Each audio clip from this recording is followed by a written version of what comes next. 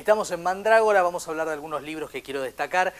Uno de los que me debía del 2024, Ruth, de Adriana Riva, una voz tan bien capturada de una mujer de edad avanzada, con su soliloquio, con sus verdades, con sus vínculos, con su soledad y también con la capacidad de esta autora, Adriana Riva, de hablar de cómo se vinculó una vida con espacios libres, con tiempos libres, con un ocaso y también el mundo del arte.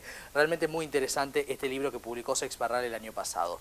Voy a la poesía, que siempre tiene un espacio en nuestro programa para hablar de Mary Oliver y en este caso la primitiva americana que tradujeron los también poetas Natalia Leiderman y Patricio Foglia. De esta autora tan importante, que en la poesía más vale leer un cachito más que adjetivar de más. Entonces uno abre el poema El pez y dice, habla de el primer pez que atrapó en su vida y dice: ahora el mar está en mí, yo soy el pez destella en mí, nos elevamos enredados juntos, seguros de caer de vuelta al mar. Con dolor y más dolor alimentamos esta trama urgente, nutridos por el misterio. Nada mejor para presentar a una poeta tan bien traducida y tan extraordinaria que leerla en esta edición que le valió el Pulitzer de poesía en el 84 que hizo en Argentina Caleta Olivia.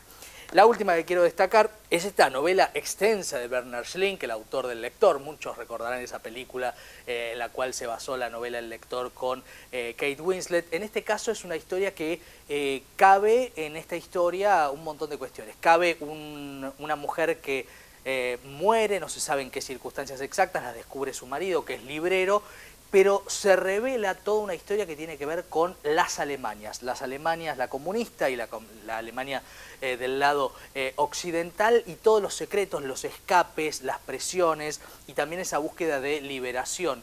Hasta qué punto una hija desconocida y otros secretos que se van revelando nos presentan la pregunta respecto de hasta qué punto podemos conocer a nuestra pareja, a nuestra compañera de vida y qué secretos aguarda. Anagrama para uno de los novelistas más celebrados en una novela, bueno, que da cuenta de la capacidad creativa, al mismo tiempo de que algunas objeciones uno hace, no solo a la traducción tan gallega, tan española, sino también al verosímil.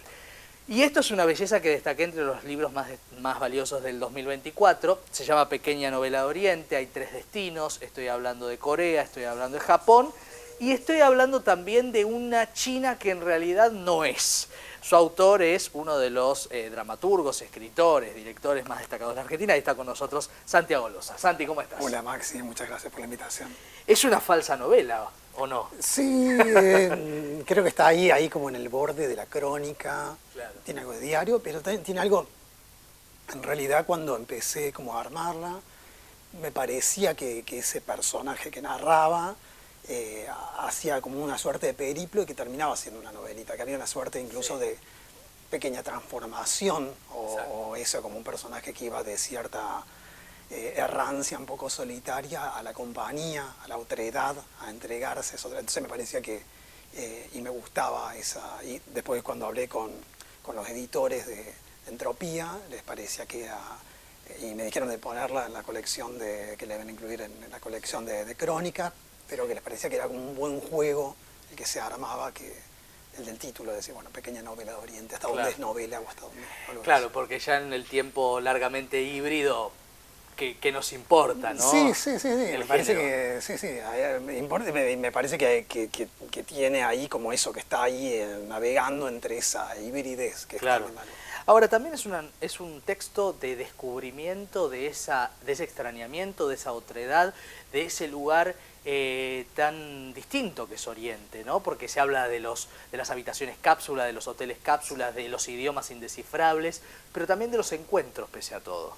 Sí, creo que lo que tiene, hay algo de lo lejano que uno va encontrando, o el narrador o quien va narrando, va tratando de encontrar como puntos de contacto con lo conocido en lo desconocido, como tratar de acercarse. Entonces, bueno, va buscando todo el tiempo, como haciendo como pequeños links de ciertos recuerdos y también armando su memoria. Me parece que toda errancia, todo viaje es como una invitación a armar como un trayecto interno y a ser narrado, a contarse en ese trayecto. Claro.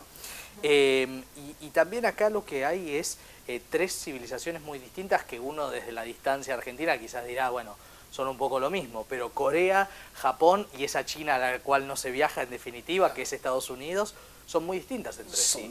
Son totalmente distintas. Algunas diferencias, digo, como son distintas, como también, o como las fui percibiendo, también como uno se siente con esa gente, tiene, no sé, formas de ser distintas. Claro. Yo soy de Córdoba y hay una forma, una cadencia, un estar diferente de la gente de acá de Buenos Aires, y algo de eso pasa pienso que los chinos son como más cálidos o más latinos que los japoneses, claro, con su distancia. Pero bueno, en el libro esa China, bueno, es una promesa, porque son dos viajes, está el de Corea, el de Japón, y un intento que por situaciones que no vamos a perder, pero son mundialmente conocidas. Ese viaje no sucede en ese momento. O sea, después sucedió el viaje, pero en ese momento no sucedió. No, y es una evocación de un otro viaje con una mujer con la cual se hizo amigo el personaje. El personaje empieza, y de alguna manera esa mujer que empieza a entablar esa amistad, es como la llave para entender un poco ese Oriente y que deje de ser solamente el signo exótico. Claro. Empieza a ser, bueno, el Oriente pasa a ser el cotidiano. Pasa a ser el día a día del Oriente. Eso. ¿Qué hace que algo sea literatura, Santiago? ¿Qué hace que algo sea literatura? Supongo que cierto trabajo del lenguaje, o no sé, o también son cosas que me pregunto, digo, como me parece que cierto trabajo del lenguaje, de la belleza, o para mí, como me pasa con pequeña novela, con las crónicas, digo, cuando algo... No sé, a mí usualmente no me interesa mucho que me cuenten ni contar muchas anécdotas de viaje, me parece, me aburre, me pierdo. Y me parece que lo que empieza a hacer es como, hay algo del juego, un juego formal, digo, que empieza supongo, digo, que eso, que tuvo que ver con la vivencia, empieza a posibilitar la forma y empieza a poder haber cierta distorsión incluso de lo ocurrido. Digo, ahí entra la literatura. Yo creo que algo de eso entra en la literatura, sí. Y el lenguaje, supongo, algo de eso, sí. Vemos que producís, que escribís muchísimo. ¿Te resulta placentero, te resulta fácil o todo lo contrario la escritura? No, por ahí se juntan a veces publicaciones o cosas que hago, pero no sé si escribo o tengo tiempos de detenimiento. Sí.